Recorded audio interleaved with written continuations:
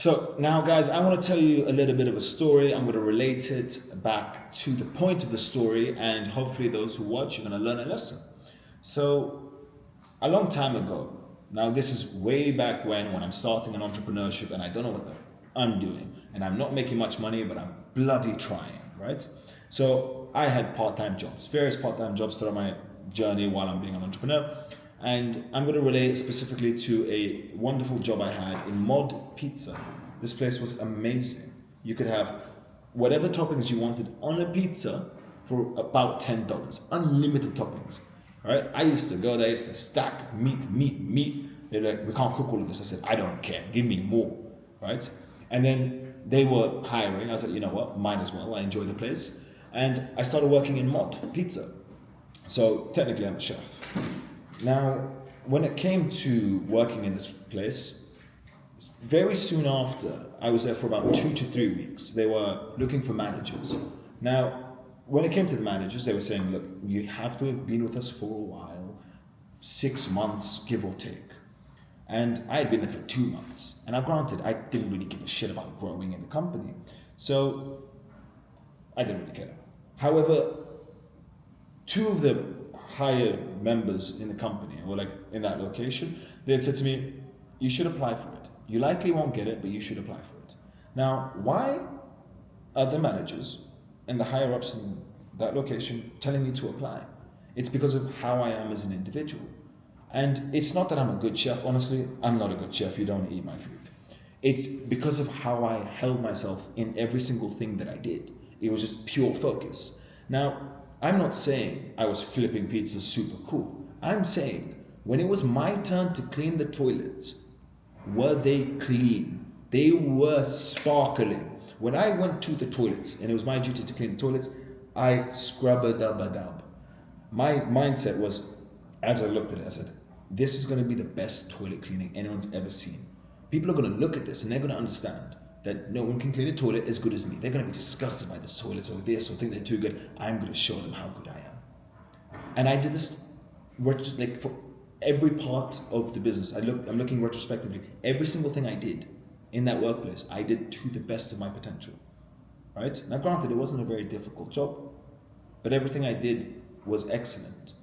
And that's why they told me, you should apply to be a manager. Now, I didn't apply to be a manager.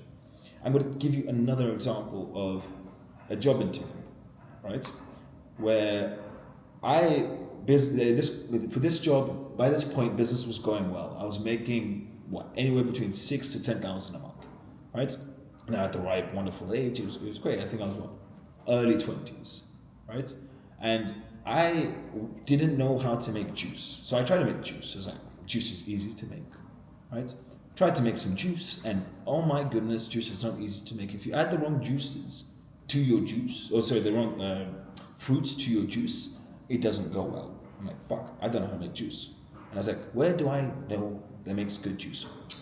Joe and the Juice. So I applied to go join the Juice on the weekends. I had free time, a bunch of the business was automated, my weekends were free. I'm like, fuck it, let's go get a job. Now granted, I didn't get this job at any point to make money from it. Right? Honestly, the money was benign. I just wanted to learn how to make juices. Job interview starts, right? It was a group job interview. And on this group call, everyone's introducing themselves, right? I was at that point, I think I did some sales calls or some client work. I fucked off to a room. I was like, cool, time to do my sales call. And everyone's like, hi, I'm in university. I do this, I do that. Super excited for the opportunity. Thank you. And we're just going through, everyone's introducing themselves. Some people are super shy, some people are super confident, whatever it is. And in the beginning of the interview, they had said it's going to take a few days for people to be called about the confirmation on whether or not they will be trained, like accepted to be trained, and then to be trained to get the job. Right?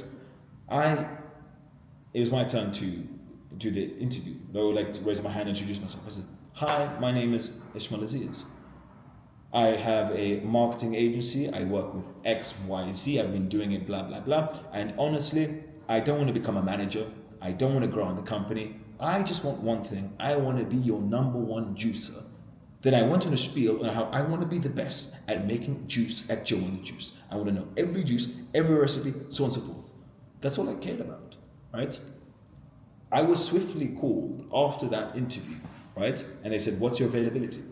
I said, look, I've only got the weekends available. They said, we really need you to push. Like, can you do any more? I said, no, I can't. And then we get to the interview, right?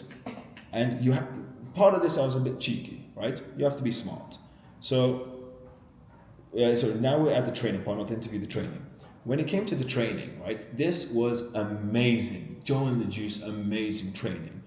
I went to a location, Bond Street, London, and we are just there with unlimited fruits, the best equipment, and we're just there fucking around making juice. Now, everyone else was so nervous. They're like, fuck, I want to get the job, But you know, for me, I don't want to say in heaven, but having such a good time, because I could make myself unlimited juices. They were teaching me step by step. I said to one of the trainers, I said, why aren't we paying for this? We have top of the range equipment, really great training, unlimited shit to use, so if I fuck up, it doesn't matter. The whole time I was dancing. They were playing nice music. I'm making juice. I'm dancing while I'm making my juice. I'm in my vibes, making juice and giving it all that I can, not caring about the outcome. And they saw this and they were confused because I didn't give a shit about the managers, didn't give a shit about authority. I'm just there having fun making juices, just chatting to humans and doing my best at that. So not caring about the higher ups, what people think about me, just when I'm doing something, I'm doing great. Now, there was an exam. I'm not gonna lie, I cheated here. They had an exam that I knew I was gonna fail because I didn't bother to learn everything. Like, there's a whole list of stuff you have to learn by heart. So what I did, I had some personal issues at the time, and I exacerbated the depth of the issues just before the exam period. And then I came in with Krispy Kremes. Those who don't know what Krispy Kremes are, they're like more expensive donuts. And I knew that people over there, they would have thought it was expensive because everyone's students, so on and so forth. So what I did is like, cool, let's stack up on Krispy Kremes. I rocked up with stacks of Krispy Kremes. I give it to the people. I go to the managers, day of the exam. I stutter.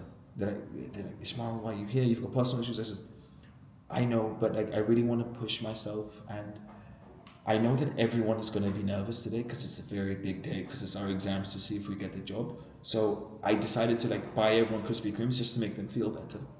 Now, obviously I've been fucking around with my tonality, I'm like whimpering, so on and so forth, and they're like, oh my goodness, what an amazing person.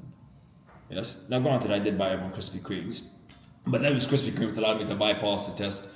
They didn't give a shit about my results, I got the job. And then I'm having fun making juices. Now granted I didn't last too long at that job because I had personal responsibilities, and it came out of nowhere. The whole point of this is, in the small things, right? When you're working on your business or a project or freelancing or even at your workplace, you have to do 100%, right? Now, what's my motivation to do 100%? And I'm going to be very honest. I'm going to do 100% because I know that other people won't. And I apply this to my business. I apply this to all the work that I do. I think, how far can I push this when it comes to my clients? How can I serve my clients? What can I do that I know other people can do, but they won't do? How can I offer that much more and make it feasible so that I can actually offer it? And that's the approach that you need to life. You need to have in life. Whether it comes to cleaning your room, yes, when it comes to doing your work in school, don't do it for the sake of, I want really good results. Just do your best, because once you have that ingrained in your system and you're just built like that, you will naturally procrivulate, I use that word wrong, but you'll be orientated naturally. You just always give your best. And then people are going to look at you and they're going to think, who the fuck is that? How the fuck am I going to compete with that person? Right? Do it because others won't do it. And now you can do this out of 2 points. You can do it out of malice to say fuck you, or you could do it out of, you know what, let me push so other people can be inspired, or they can also push, or their averages raise up. An example of this would be, let's imagine waking up at 5 a.m. in the morning, right? No one really likes waking up at 4 or 5 a.m. in the morning. However, if you lived in a house with 10 people and all, like you are in that 10, the remaining 9 all woke up at 5 a.m. in the morning, what's going to happen is your brain's going to see this as normal. It's not going to see this as challenging because everybody else is doing it, and then you will find it 1,000 times easier to wake up at that time in the morning versus doing it yourself, right? So be a point where others look and they think, you know what, I can do more, I can push more, right? You're going to inspire people or you're going to make people jealous. One of the two is going to happen. But regardless, you're going to do that which is right for you. So I hope you've enjoyed this video. Like, subscribe, comment. My name is Ismael Aziz, and I'll see you guys at the next one.